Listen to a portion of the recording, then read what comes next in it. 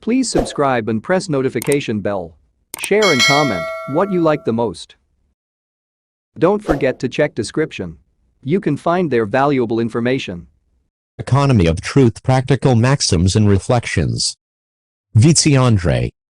Let me introduce you to my dear friend, Antisthenes. He was a Greek philosopher, an Athenian, although he was said not to be a legitimate Athenian. In his youth, he bravely fought in the Battle of Tanagra, which led Socrates to believe that his genes are not pure. He argued that the son of two Athenians could not be so brave, as Athenians would rather theorize about courage than be courageous. 1. As he became older, Antisthenes slowly left the battlefield behind. He got drawn to the study of ethics, logic, and literature. He spent the rest of his life by nurturing his education and cultivating his mental faculties. He became an accomplished orator and is credited with the authorship of over 60 titles. His writings became timeless. They can teach any modern man how to live a happier, more virtuous, and thoughtful life. Antisthenes founded the Cynic school, where he taught his students how to nobly reject luxuries, social status, and the acquisition of wealth and unnecessary material objects. Not very far from Athens, too, there was a different man, a man respected by all, admired by many, loved by a few, and matched by nobody. His name conveys wisdom, strength, power, yet humility: Marcus Aurelius, one of the most competent Roman emperors that ever lived. While Antisthenes was studying, Marcus was on the battlefield, organizing his army. Or maybe he was training, wrestling with his comrades. Or maybe he was in his room, preparing his strategy for the next battle. While the professor was teaching philosophy, Marcus was embodying it. Despite his constant challenges and responsibilities, what's surprising about this man is that he always found time to write, to reflect, to meditate, to think. He wasn't into poetry, nor was he working on a novel. He was writing directly applicable, practical, and philosophical teachings that could foster a clear mind and encourage pensive actions. He was writing in order to think, and he was thinking in order to act. Marcus Aurelius wasn't only a king, he was also a philosopher, but he first became a king and then a philosopher. Good philosophers start with theory and end up with action. Great philosophers start with action and end up with theory. In general, the Greeks were mostly concerned with theory and the Romans with action. The Greeks' morning routine meant thinking about ethics, courage, and happiness so that they can grasp how to act later in the day. The Romans' morning routine meant being ethical, courageous, and happy so that they can grasp how to theorize later in the day. Some preferred to postpone action and focus on theory, others preferred to postpone theory and focus on action.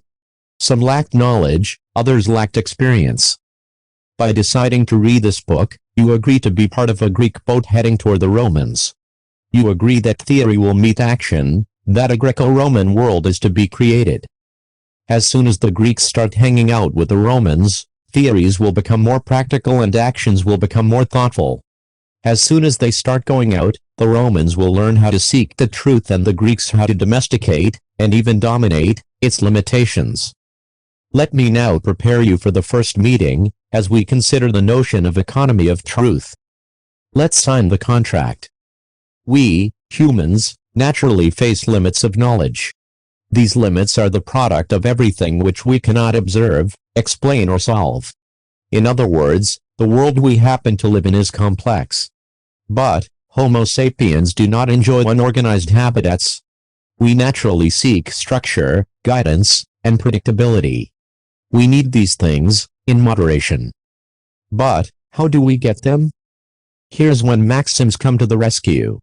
Maxims represent crisp, well-decorated, rhetorical, and seemingly universal rules which help us conduct ourselves in the world. 3. They are compound ideas distilled into a few words.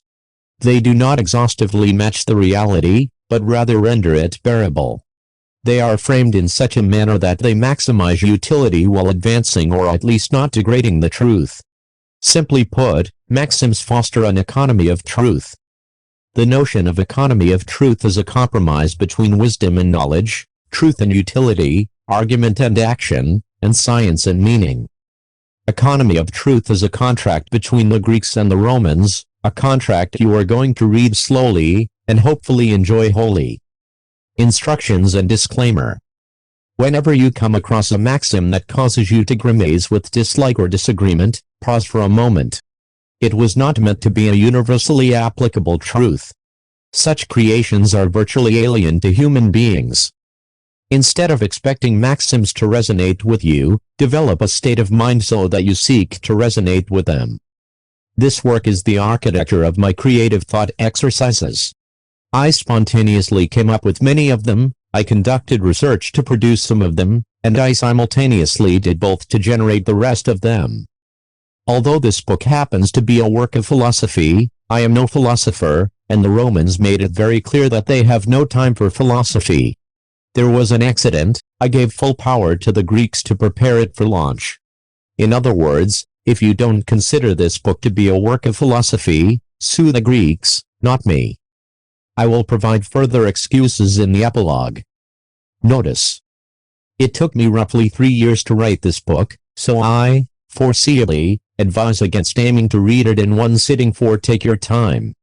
Reflect. Ponder. Critically, yet kindly, assess my thoughts. Do it slowly. Do it twice. Take notes. Highlight. Aim to read my book again, and again, and again, only in case you enjoyed it, of course. And what I mean by enjoying it is not that I expect you to agree with the cognitive projects I infused it with, but, simply, that you came to consider them useful. This book was an endeavor to find out who I am and who I want to be. Many maxims and reflections do not describe my virtues per se, but what virtues I aspire to develop. I hope my writings will resonate with you. I hope this book will make you a better thinker, a critical and creative one, and, above all, a better action taker. Let's get started. Chapter I. Appetizers. Chapter I. Appetizers. Intelligence without risk is wasted talent. Asterisk. The man who's gathering knowledge for the sake of it is like the sailor who's dying of thirst on the ocean. No matter how much he drinks, he will always be thirsty. Asterisk. The reason Seneca and Marcus Aurelius were such great philosophers is that they weren't, in fact, philosophers, they were practitioners. Seneca was a statesman, fervently involved in politics, and Marcus Aurelius was a prominent Roman emperor. Philosophy gathers vitality as soon as it develops a loving relationship with action, and vice versa. Asterisk. We tend to like only the books that reinforce our convictions. We rarely like the books filled with arguments that contradict them, no matter how adequate or well documented they are. As long as those arguments are at odds with our beliefs, one thing is certain, we find it hard to like these books. Asterisk. If you want to have a calm discussion about a hot topic, use an arsenal of cold phrases. Asterisk.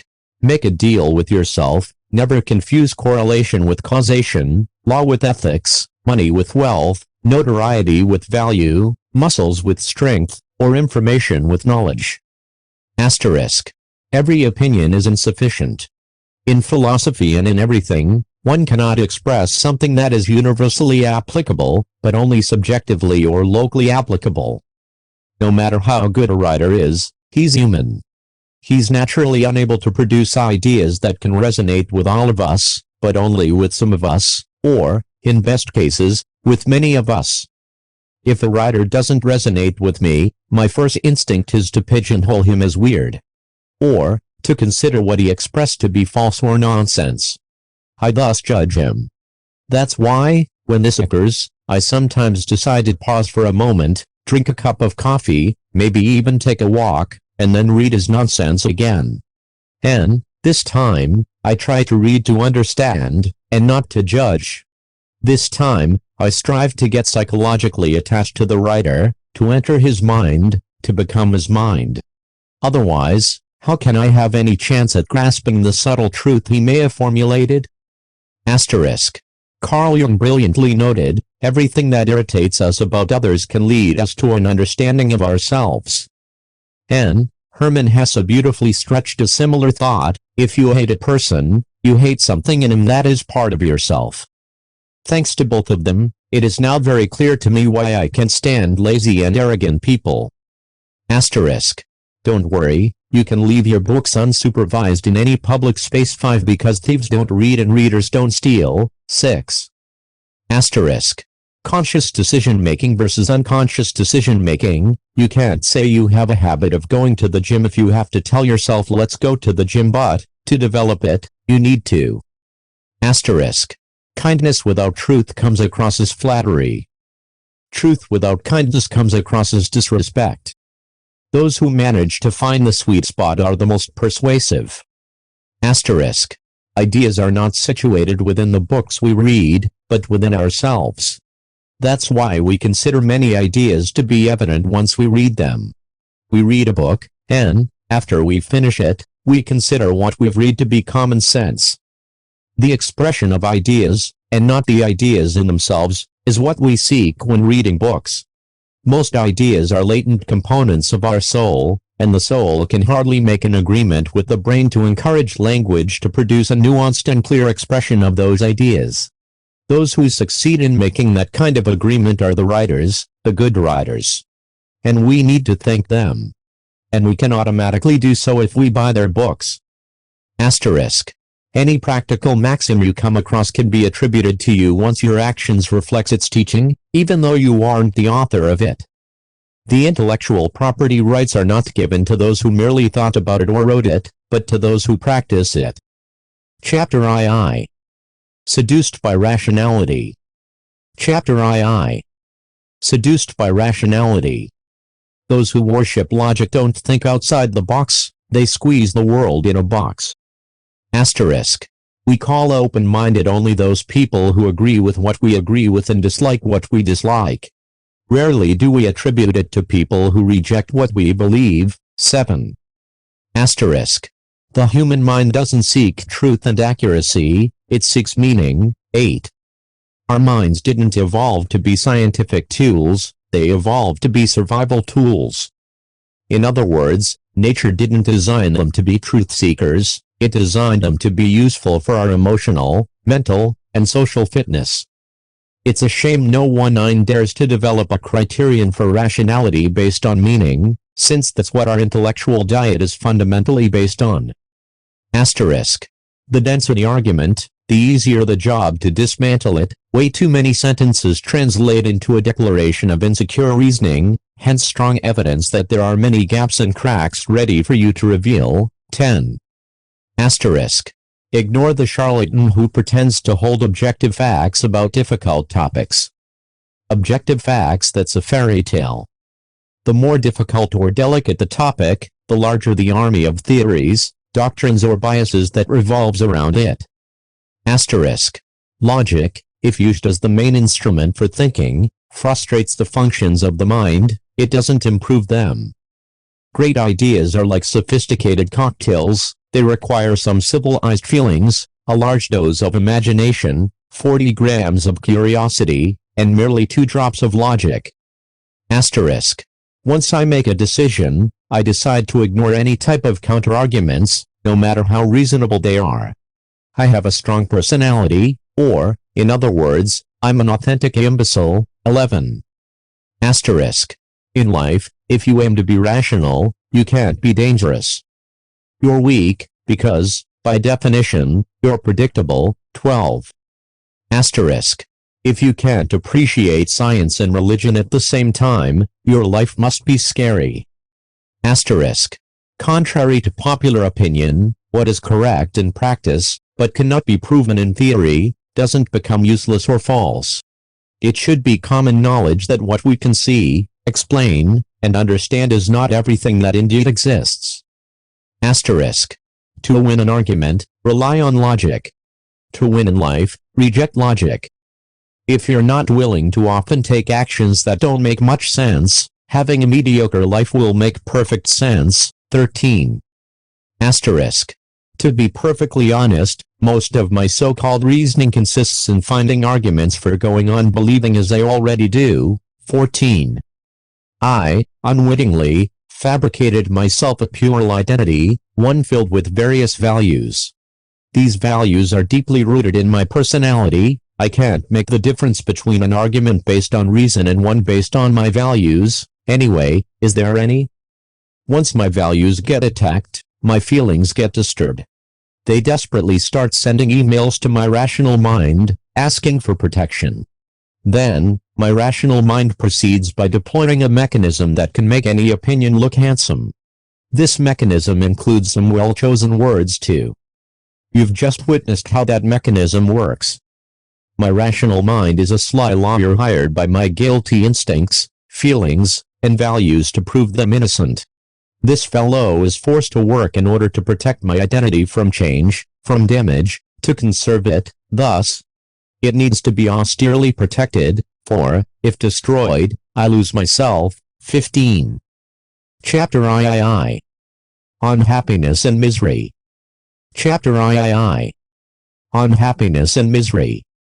Happiness consists in being able to understand yourself and the reality around you.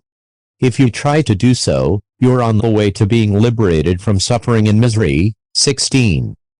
Asterisk. Whenever you feel anxious or overwhelmed, look up.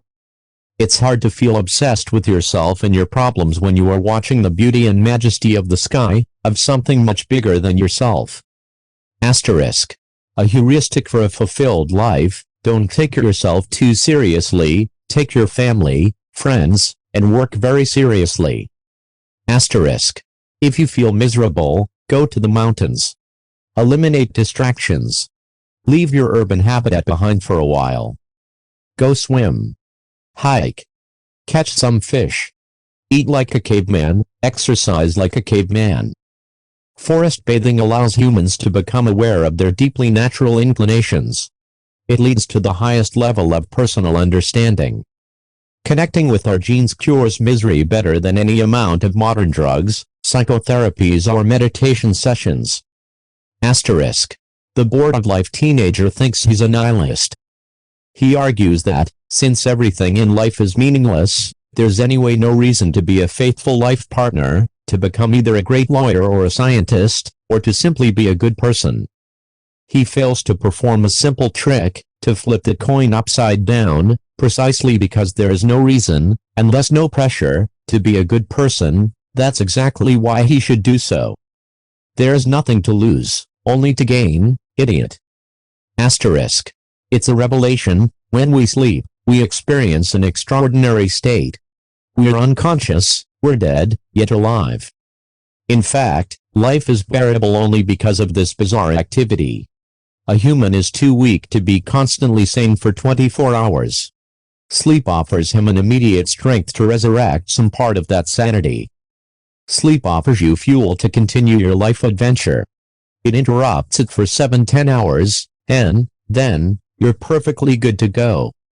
If you feel miserable, chances are you need to go to sleep. Your sanity has just run out of fuel. Asterisk. The fact that a child who was born rich tends to become surprisingly more depressed than a child who was born a little bit above the poverty line, that showcases the counterintuitive software program our human nature is running on. What we call curse she calls opportunity, what we call opportunity she calls curse. Asterisk. Try to live far below your means for at least 1 month, and watch how you're slowly starting to taste freedom. By learning how to limit our desires, we can paradoxically idealize ourselves. Asterisk. The biggest accomplishment of a human, a busy primate, is to be able to spend hours and hours without doing anything, to enjoy inaction and monotony without feeling any boredom or remorse. Asterisk. Easterners get excited if the train arrives on time. Westerners deem such an event implicit. What for some represents a trivial circumstance, is for others a festival. 17. Asterisk. If you don't remember an event nostalgically, it means you didn't really enjoy it. Asterisk. Misery is easier to scale than happiness. What's bad tends to be more concrete for humans. Asterisk. The more you overthink a problem, the larger the debt your actions have to suffer. Asterisk. Even though you've been through a lot, even though you've suffered a lot, the truth is, the world doesn't owe you anything. Never feel entitled to good times, even if, or especially if, you had it tough. The universe doesn't care. Asterisk. Happiness is about frequency, not impact or intensity. Happy people cultivate stable, positive feelings, they don't crave euphoric moments. Asterisk. He who prefers to suffer goes on believing his stressful thoughts. He who prefers to suffer less starts questioning them. Asterisk.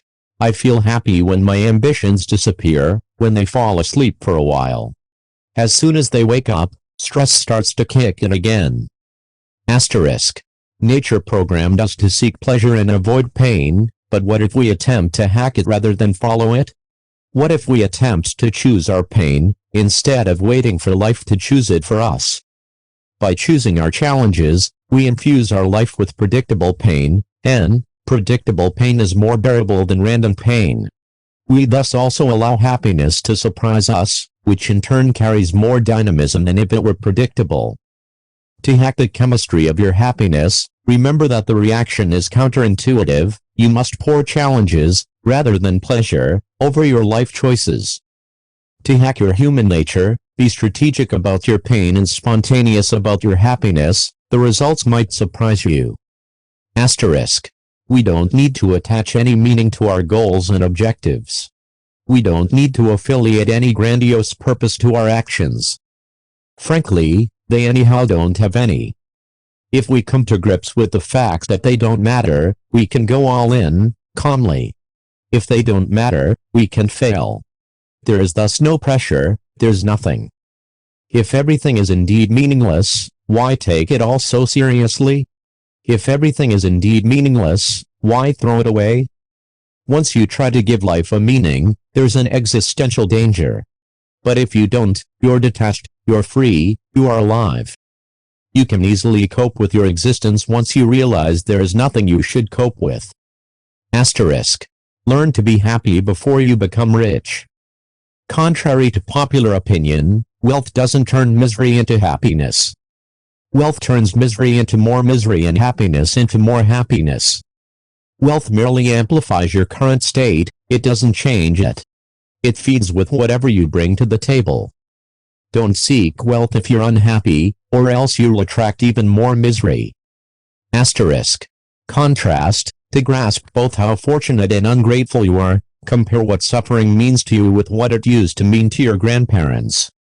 Asterisk. Keep in mind, the human race, and thus all of its goals and problems, might all vanish tomorrow, and the universe would blithely smoke a joint, steadily continuing its journey in the same carefree manner.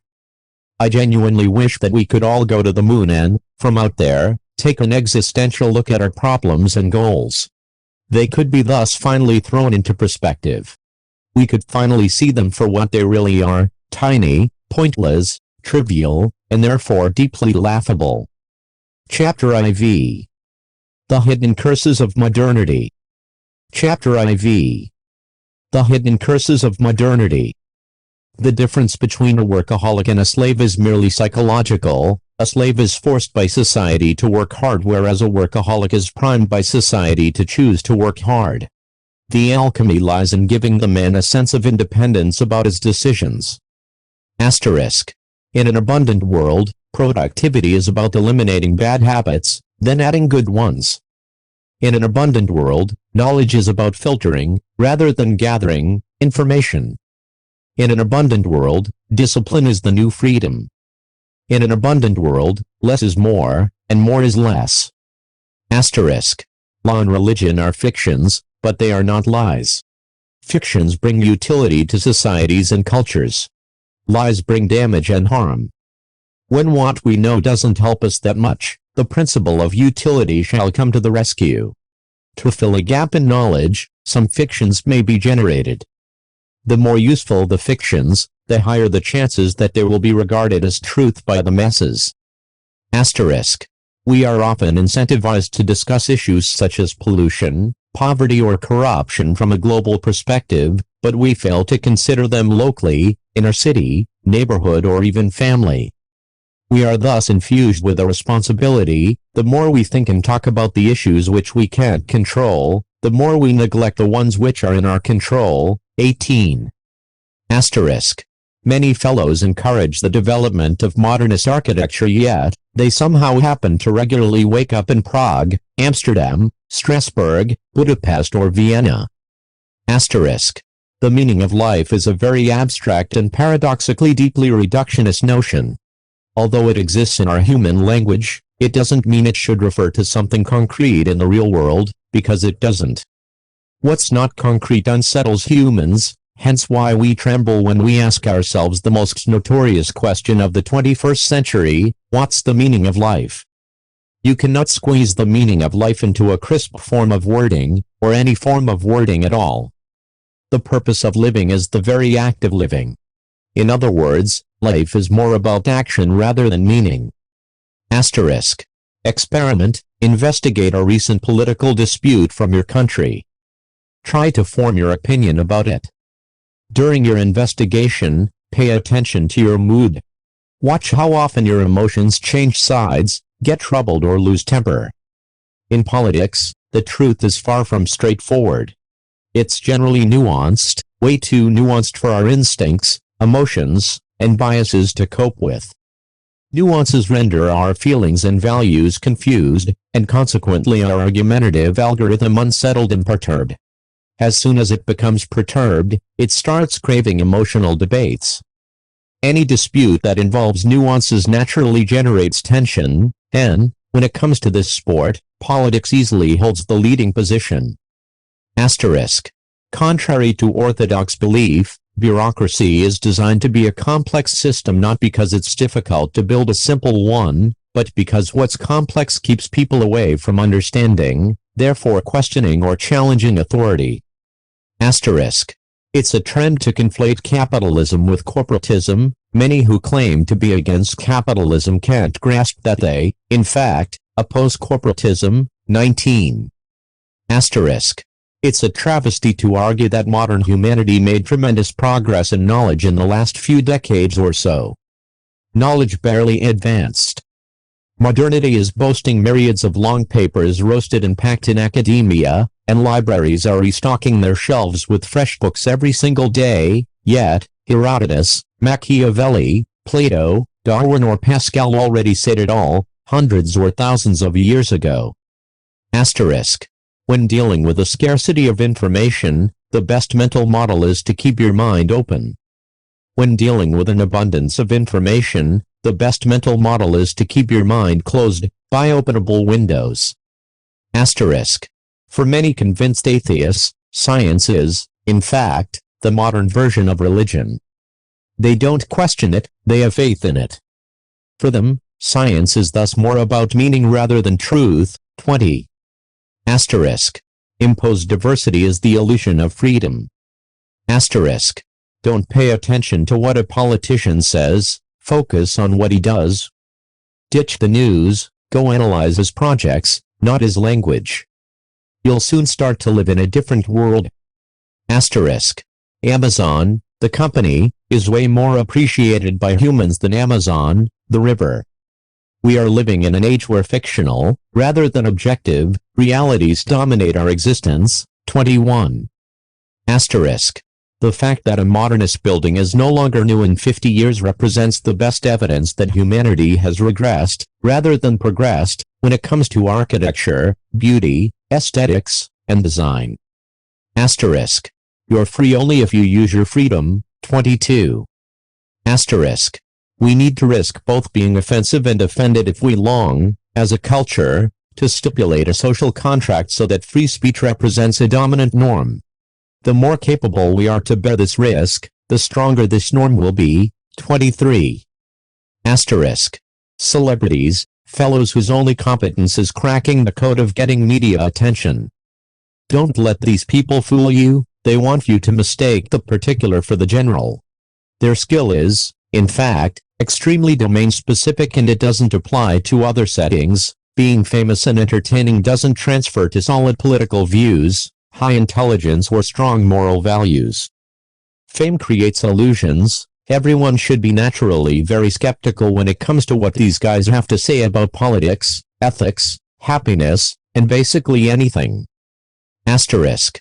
Contrary to orthodox belief, science is much more about having clarity on what we don't know than what we do know. It is much more about identifying uncertainty rather than the accumulation or validation of facts. 24. Asterisk. In an age of manipulation, give people high hopes, tell them that they can become free thinkers. As soon as they buy into that, their mental faculties go bankrupt. Biases become stronger, cracks in the logical thought processes wider, and doubts drop to a minimum. To truly internalize that you can think for yourself renders you vulnerable to incur incompetence in installments. The process is slow but certain. It irreparably results in intellectual death. When people praise someone for thinking for herself, you should laugh.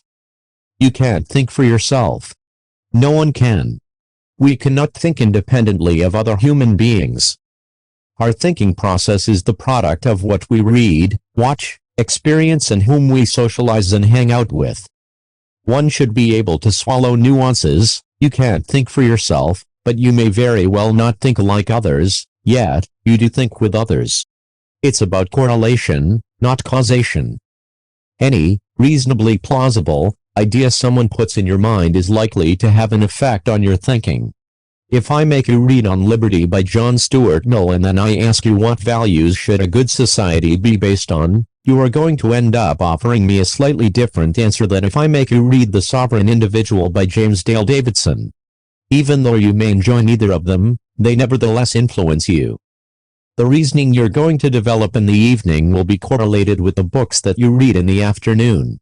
So, if you're having dinner with a friend and you start discussing big ideas, and you tend to think, wow, this guy really thinks for himself, what in fact happens is that you don't have a complete picture when it comes to whom he hung out with, what books he read, and what he experienced this month or this year. Experiment, have a coffee with a lawyer and then go for a beer with an engineer. Discuss a topic that may interest both, let's say, cyberspace. The lawyer may start implicitly rambling about privacy, liability, or, this is rare though, ethics, whilst the engineer will possibly tend to talk more about the technical aspects. It's not necessarily that they will only talk about their field of expertise, but their reasoning will be correlated with that.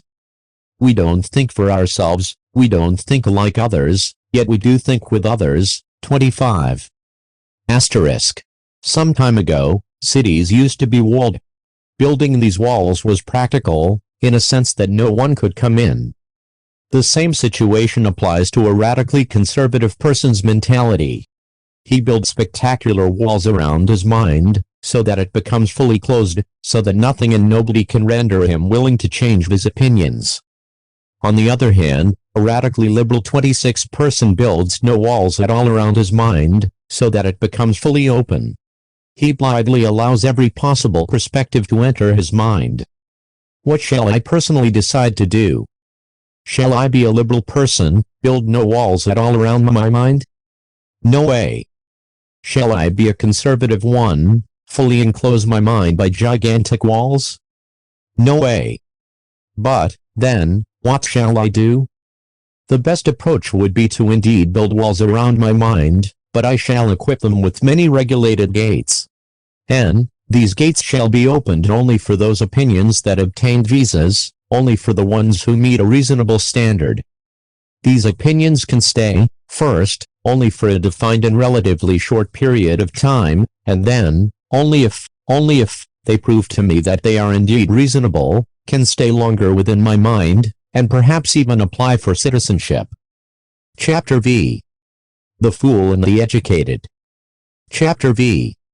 The Fool and the Educated. Physicists who only study physics generally happen to be clumsy physicists, as well as philosophers who only read philosophy happen to be foolish philosophers. 27.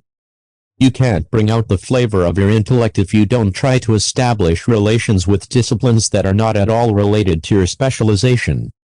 My friendly advice is that politicians should study biology, scientists should read poetry, lawyers should study morality, and economists should study economics. Asterisk. Only a fool never changes his mind. Asterisk. Only a fool always changes his mind. Asterisk. Politics, an ideology is a hammer and not every problem is a nail. Asterisk. Many universities brag about teaching critical thinking, yet the students who follow their curiosity can barely pass their exams, and those who learn the material by heart ace them. Asterisk. It's impossible to have a fruitful argument with someone who, prior to the beginning of the discussion, already made an unconscious decision to disagree with whatever you are going to argue. Asterisk. Wisdom beats knowledge. If someone conducted a study on something humans have been doing for more than 400 years, say, fasting or eating meat, and the results are negative, ignore it. The study is either biased or limited. 28. Asterisk. The uneducated fools generalize when they need to particularize. The educated ones particularize when they need to generalize. Asterisk. A. Plato never said that. Socrates did. B. I disagree. But do you have any evidence to support this claim? It often amuses me when people argue over whether a certain philosopher is the author of X or Y. Philosophers speak and write to guide action, not to get credit. They are concerned with whether ideas are practiced, not said. Why argue over whether Montaigne or Voltaire expressed a certain quote when they would both rather apply it than debate about their intellectual property rights? Asterisk. Write your books so that any idiot could understand them. This is such a doltish piece of advice. Whilst I agree that, for instance, a refined idea shall not be expressed in a verbose manner, but as concretely and clearly as possible, I also violently disagree to go the extra mile and formulate it so that even the foolish can get it. By conveying any possible idea so that even the foolish can get it, we will perpetuate the evolution of mental prostitution, an awful phenomenon which contaminates the fascination of great ideas. If a writer aims to express a difficult idea so that any fool can grasp it, its actual value gets diminished, actually, extirpated. The act of eradicating its delicate and nuanced aspect, so that any idiot can get it, degrades it. And this banishes exactly those people who are qualified to appreciate that idea. 29. Asterisk. A nerd is someone who favors arguments over actions, intentions over results, and education over experience. Asterisk. Those who argue to win arguments always lose them, even though they win them. Asterisk. When a professor says you don't need to agree with me, she means convey my own ideas so differently that I can recognize them as mine. Asterisk. It's perfectly normal, even a sign of a civilized person, to hold opinions and perspectives, but not convictions. That's a disease, a contagious one. Once I meet a patient infected with it, I'll be sure it's the last time we see each other. Asterisk. If you happen to meet a fellow who has a habit of producing imbecile opinions, don't debate or insult him. Just drop an occasional Y after each of his moronic statements and unapologetically watch his decay. Asterisk. The difference between the uneducated fools and the educated ones is that the latter worked really hard to acquire their intellectual impotence. Asterisk. Never get easily persuaded by arguments which bombard you with statistics or empirical studies. The larger the bombardment, the weaker the logic behind the arguments. Asterisk. Excessive debates are for scares. Excessive actions are for winners. Asterisk. Don't confuse political correctness with politeness. Politeness is about speaking as you wish. Political correctness is about making the others speak as you wish. One allows you to enjoy your freedom of speech, the other allows you to breach others' freedom of speech. Chapter VI. An artist among robots. Chapter VI. An artist among robots. The battery for creativity is a diamond placed somewhere deep under the sea. Struggle to find it, and you'll trouble the water. It will get blurry, you won't be able to see anything. Swim patiently, and the water will become calm and clear. You'll see the diamond shining before you know it. Asterisk. I produce my best ideas spontaneously, when I don't try to get much done, when lying in bed, taking a shower, after a workout or during a long walk in the park. Yet, I finish my projects only actively, forcing myself to focus and generate deep, uninterrupted work. In other words, creative work represents a contract between my subconscious mind and my conscious one, and I'm the lawyer who has to close the deal. Asterisk. An artist is someone who favors beauty over efficiency, imagination over logic, curiosity over obedience, and, above all, action over thought. Asterisk. The road to job security is paved with quicksand. It seems to be safe and smooth on the surface, but the risks are hidden under the road. In your career, you don't want to choose any road, but to find your own way through the wild. Here's where the strongest species like to hang out, here's where the most stunning plants want to grow. Asterisk. A. What do you do for a living? B. I write. A. So, you're a writer. B. No. A. But you've just said you write, so you're thus a writer, correct? B. Well, I do write, yes, but I am not a writer. A. I'm confused, what do you mean? Comma.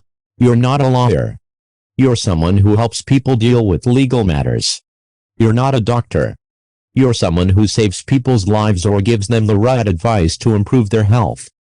Add a verb to your identity, it keeps you sane, not a pompous noun, which may only boost your ego, it may distract you from your purpose, from the actions you need to regularly take.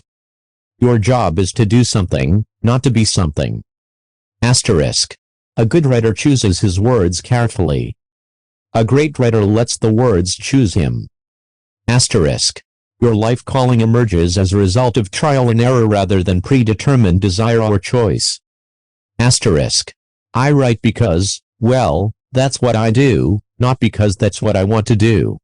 There's no desire, no willingness, but rather a natural necessity. Asterisk. Quite often, my mind doesn't get tired, but bored. I usually lie to myself by taking breaks, to apparently get some rest. However, they are not breaks, but engagements in other activities that do not bore me anymore. Some call this procrastination and many well-intentioned figures demonize it, they tell us to stop procrastinating for keeps. Procrastination may often be harmful, but, if practiced and understood well, it may also be the gateway to truly creative work. More than half of this book is not the result of discipline or motivation, but of procrastination. I was quick to start, yet very slow to finish. In this way, I allowed my mind enough time and energy to ruminate and become creative. Procrastinating is a vice when it comes to productivity, but it can be a virtue for creativity. Adam Grant. Asterisk. Evolutionary speaking, we are hunters, not machines.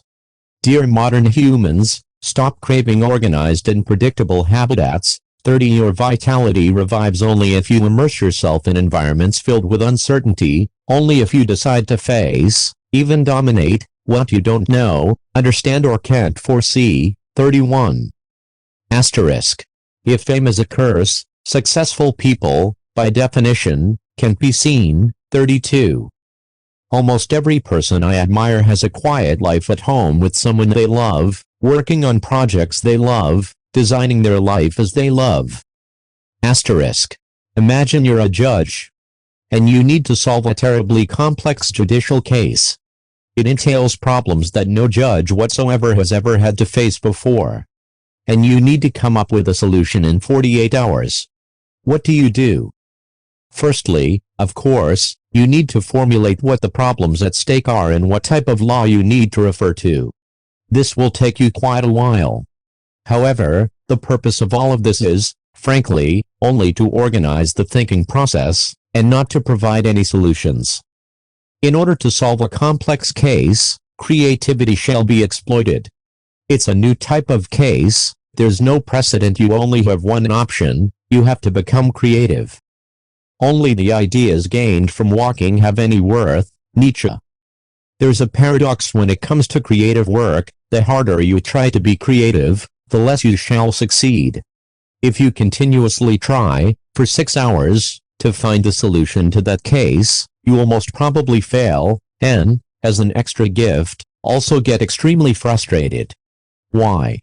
Well, when a solution to a certain problem seems to be impossible to discover, the last thing you want to do is to use all your energy to solve it.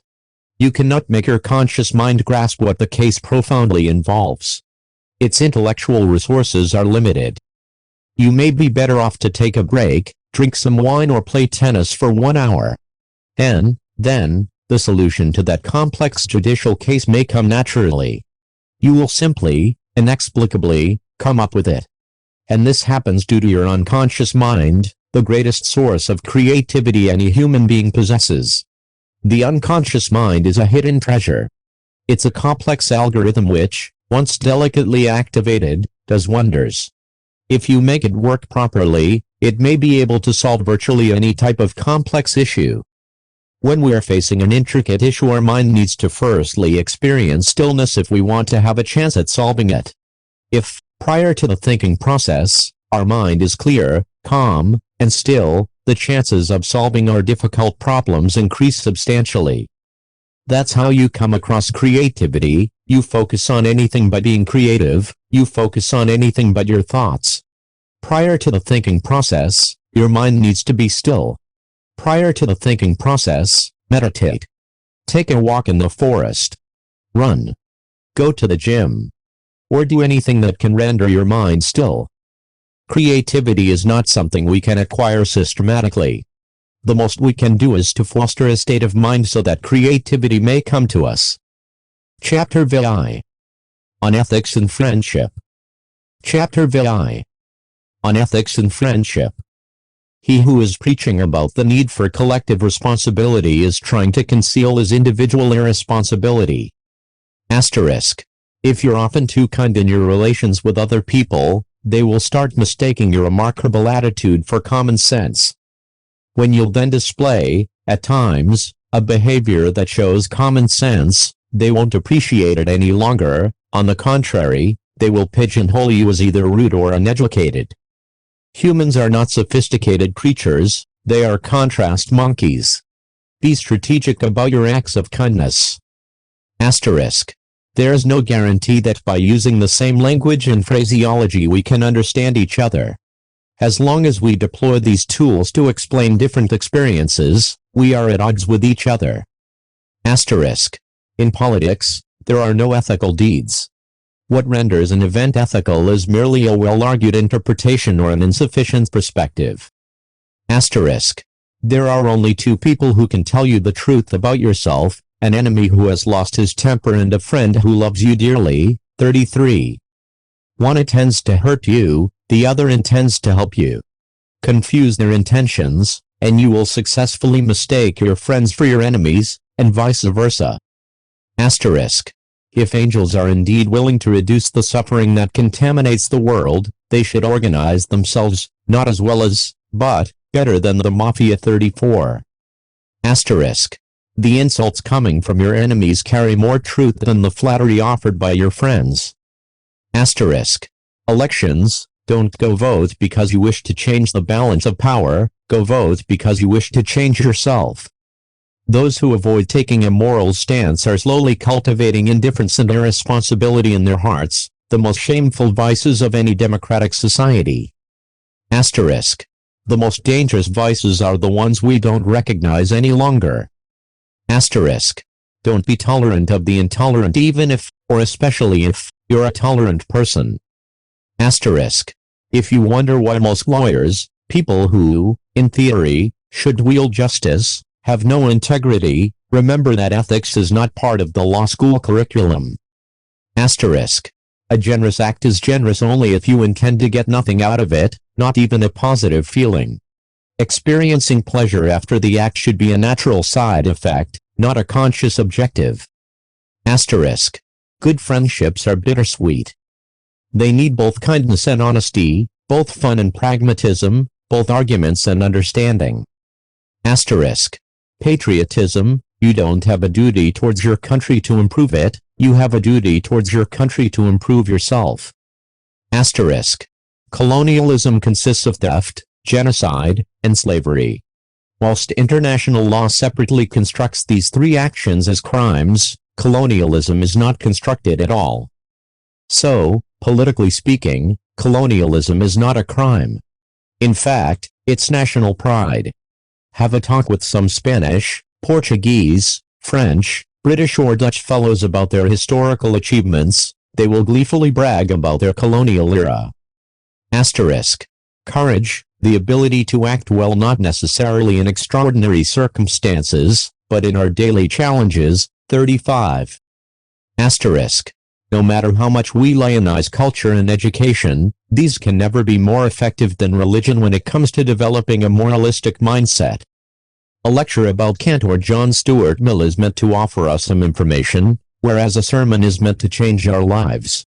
After all, you get on your knees and repeat a specific moral lesson every day, for the rest of your life. Of course, it sticks with you. 36. Asterisk.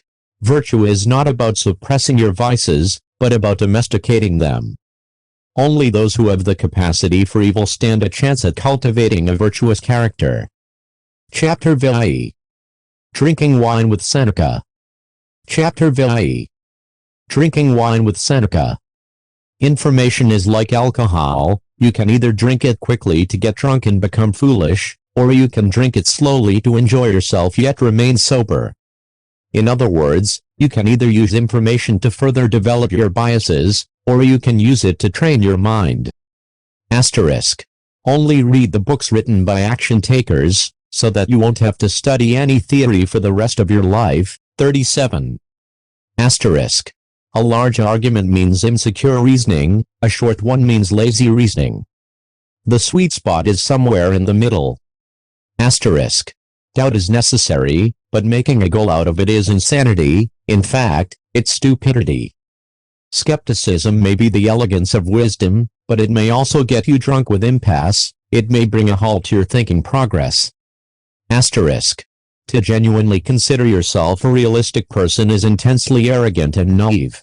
If you do so, you claim that you are capable of understanding reality. And, is there a more silly and arrogant person than the one who claims such an impermissible thing? Asterisk. Reading makes you travel in time, love allows you to stop it, meditation teaches you to feel it, and employment helps you squander it. Asterisk. Show your anger when needed. People need to know what irritates you and what doesn't. But, crucially, remain internally calm. Your anger is only a tool. Don't become its puppet. Asterisk. Since the notion of family is the primary pillar of any civilized society, I'm naturally very skeptical when it comes to any social models constructed by philosophers who had no real experience of family life or what it takes to make it work. 38. If one couldn't even establish a family, what can possibly give him the competence to reorganize an entire nation? 39. Asterisk. If you're experiencing contradiction, confusion, or even frustration in your thinking, that's good news. Your intellect is having some brutal workouts. As long as in the moment of action you're bold, don't worry about your intellectual tensions. Asterisk. Never get fooled. What's urgent may feel important, but it isn't, and what's important may not feel urgent, but it is. Asterisk. Wisdom, what we lack in knowledge we make up for in experience. Asterisk.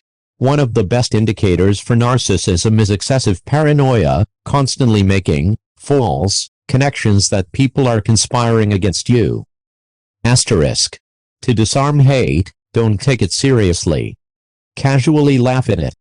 Acknowledge that the game they are playing is laughable. Learn from Epictetus. If anyone tells you that a certain person speaks ill of you, do not make excuses about what is said of you but answer, he was ignorant of my other faults, else he would not have mentioned these alone. Asterisk. If we attempt to learn about ourselves according to someone else, we learn about them, not ourselves. 40. You are your best teacher. The road to personal understanding is thus instantly short, you only need to travel on the inside. Yet, it's strenuous to obtain a passport. Even the wisest of the wise barely convince their soul to offer them one. 41. Asterisk. What I consider to be the biggest question in theory generally barely matters in practice. Asterisk. In life, we either prefer addiction or abstinence, rarely moderation. Asterisk. Don't conflate skepticism with nihilism. Skepticism is about doubt, but the presence of opinion. Nihilism is the opposite, there's no doubt, yet an absence of opinion. Asterisk. Once you share your knowledge, you start regarding it as boring common sense. In other words, knowledge is valuable as long as it remains untold. Once shared, its worth gets heavily diminished. Asterisk. Never listen to any philosophers who offer practical advice as a result of what they merely thought about. Asterisk. For us, humans, actions are nothing else but words too. We don't care about actions per se, but what they mean to us. We interpret them by using words. Without words, what would their meaning be, if any? Asterisk. To thrive, read all the practical books that have survived more than 300 years. 42. The more often you return to such books, the more you amplify your chances of internalizing their teachings. And the better you internalize their teachings, the more capable you become to turn them into practices. Devour the perennial sellers, read them again, and again, and again. Repetitio mater suciarum estate 43. Chapter IX. Don't forget your dessert. Chapter IX. Don't forget your dessert. Dream big, but in scope, not in scale. You want to be an outlier, you don't want to be the rat that wins the rat race, you want to escape the race. Asterisk. We shall bear in mind that, while philosophy can make us better people, it can very well turn us into incalculably worse people. Just take a moment to think about Lenin or Stalin who studied the writings of Karl Marx. Asterisk. I often find myself having more authentic discussions with the kids than with some mature adults. Kids still listen. They ask you a question and they are genuinely interested in your response. And they ask good questions, very good ones. They never aim for small talks. They either ask you, why do we die, or, how is Santa Claus able to deliver presents all over the world so quickly, or, how can I become a superhero, ... These are serious life questions, and I mean it. Kids also don't judge, they are prepared to understand. And they are so clever and surprisingly Machiavellian. Steal a kid's toy. It will be too late until you notice that he has already set up a conspiracy against you. It's so unfortunate that these splendid creatures are to evolve into selfish, judgmental, rude, and cretinous fellows. Asterisk. Politics systems, the larger the population, the lower the trust among its members. Since socialism is based on an immense level of trust 44, it can thus only work at the family level. You're a lunatic if you trust your central government as much as you trust your mother. Asterisk. If you want to become civilized, forget about your mind. Focus on your feelings, on cultivating them. Cultivate higher pleasures and avoid lower ones. Go to the theater rather than the cinema, read poetry instead of watching The Simpsons, study Hamlet instead of playing video games. Asterisk. Humans have creative thoughts in the shower because it's such a low-level activity that their mental flow barely gets occupied.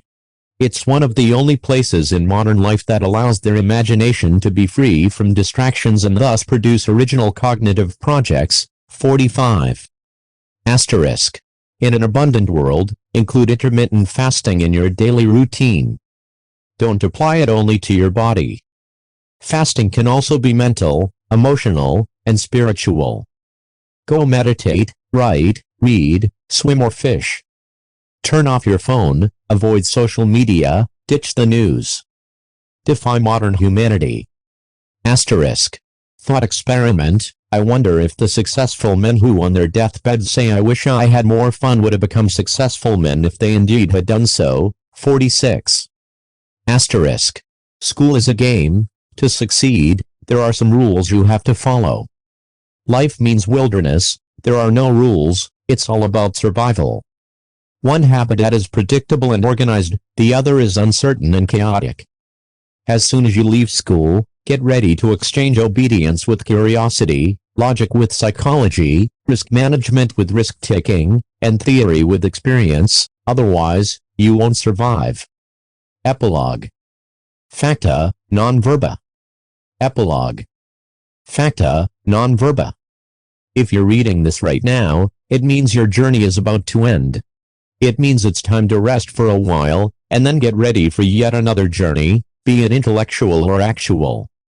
But, before you go, I have a confession to make. I need to talk about something I'd be a hypocrite not to address, something I should have probably told you already. You need to know that this book was not written by a pure Roman, but rather by someone who aspires to become one. I'm more like a Greek who lost his passport during his journey towards Rome. Besides being an artist, I'm also a law student 47, a law student who is about to, dying to, graduate and get into the real world full-time. I don't know where I'm heading, but I know where I'm not. I'm deeply sick of most academics, their narrow theories, their ethics, the absence of them, their arrogance, their biases, and lack of creativity and humor. I'm sick of library rats, of people who tell you that a bureaucrat is a practitioner, of people who tell you that Marcus Aurelius wasn't a philosopher. I'm sick of anyone who thinks he's able to understand our complex world via reading papers. 48. To be clear, while I'm yet to become a full-time action taker, while I can't possibly boast a great life experience, this book is, in any case, not about theory. It's about my life. It's how I see it so far. It's a provocation. It's my first draft toward practice. No thought from this book is merely the result of some article or book I read. My maxims and reflections represent a menagerie of experiences, wisdom, and knowledge. They convey what I felt and lived. If you found any ideas that cross the line, if you found any thoughts which you tend to believe are merely theoretical, please forgive me. I hope they are only very few, and I hope to improve in the years to come. I want to give you some notes to keep in mind about this book and myself. Why is this book short? In an abundant world, knowledge grows by elimination, rather than by addition. It's more about recycling rather than consuming or producing. This book is knowledge-friendly.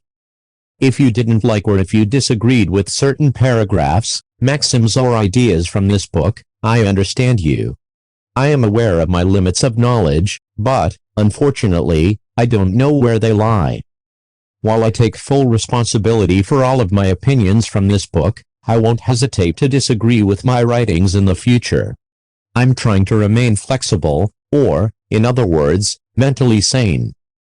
Most of my writings are merely the product of a few fleeting moments of rationality and creativity. They only represent some snapshots of who I am. Besides these snapshots, I like to spend my days pushing doors which should be pulled, parking my car poorly, and often being socially awkward. If you do the maths, I'm a very normal fellow.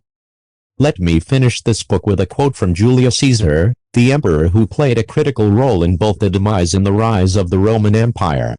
If this quote doesn't become your mantra, I at least hope it inspires you to develop one. Without training, they lacked knowledge. Without knowledge, they lacked confidence. And without confidence, they lacked victory. Dear kind reader, this is the end of your journey. Thank you for reading my book. Thank you for being so patient and thoughtful. Now, it's time to aspire, take risks, and, above all, learn to fail. I wish you the best of luck. And I hope to see you soon. Best. Vizi. What should you read next? I have prepared a list with all of the great books that have influenced the content of this book. In case you want to receive more book recommendations, I'd like to invite you to subscribe to my more or less weekly newsletter Monday Meditations. Go to www.viziandrei.com. You should figure out how to sign up.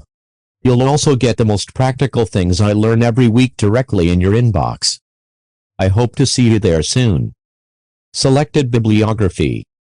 Meditations by Marcus Aurelius. The Essays by Michel de Montaigne. The Enchiridion by Epictetus. Beyond Good and Evil by Friedrich Nietzsche. On the Shortness of Life by Seneca. The Happiness Hypothesis by Jonathan Haidt. The Righteous Mind by Jonathan Haidt. Ego is the Enemy by Ryan Holiday. Skin in the Game by Nassim Taleb. Antifragile by Nassim Taleb. Alchemy 49 by Rory Sutherland. Steal Like an Artist by Austin Kleon. The Prince by Niccolo Machiavelli. The Art of War by Niccolo Machiavelli. Thinking, Fast and Slow by Daniel Kahneman. Factfulness by Anna Rosling Runland, Hans Rosling, and Ola Rosling. Man's Search for Meaning by Viktor Frankl. Blueprint, The Evolutionary Origins of a Good Society by Nicholas A. Christakis. On the Genealogy of Morality by Friedrich Nietzsche. The Architecture of Community by Leon Cryer. How to Change the World by John Paul Flintoff. Influence by Robert Cialdini. The Sirens of Titan by Kurt Vonnegut. Atomic Habits by James Clear. The Laws of Human Nature by Robert Greene. Deep Work by Cal Newport. 100 Truths You Will Learn Too Late by Luca Delana. Originals by Adam Grant. Thinking Like a Lawyer, A New Introduction to Legal Reasoning by Frederick Schauer. 1984 by George Orwell. On Angels by Andrei Plesu. The Trouble with Being Born by Emil Cioran. Range by David Epstein. Acknowledgements. I'm a guilty man. Many of you will credit me for all of the clever ideas from this book. The truth is, they were inspired by people who are way smarter and way more successful than I am. 50 So, keep in mind, whatever you found valuable, consider it their product. Whatever you found silly or boring, consider it my fault. I want to thank my parents for their constant support and for never discouraging me from pursuing unorthodox goals. I want to thank my girlfriend 51, who was a dedicated editor and reader of this book and for always believing in this project. I want to thank my friends, Andrei Hristescu and Dragos Kordnas, for providing early critical feedback and valuable marketing tips. I want to thank my Dutch friend, Jesper Varwerk, for encouraging me to launch the paperback version.